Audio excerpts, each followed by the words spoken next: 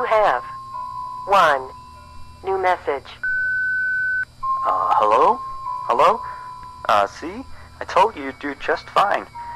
Anyway, I thought I'd mention, we have this little, list of, problems, that we have observed with the animatronics over some time. It's nothing to be concerned about, but the animatronics do have a few minor glitches. Yeah. We're of course trying to get them fixed, but you should know some of them so you don't get nervous if you hear anything. Let me see. The animatronics sometimes start to walk around on their own. Sometimes in the morning we find them in the strangest places. So you may see them walking around while you're here. Let me see. Some of their sensors are a bit wonky. And in case the animatronics is experiencing violence towards a guest, the animatronic will try to seek out the cause and stop it. I have no idea how it decides to do that, but it doesn't seem to mind it with the children, though. It's weird. If there are children playing cops and robbers, and one of them gets shot, the animatronics don't really do anything out of the ordinary.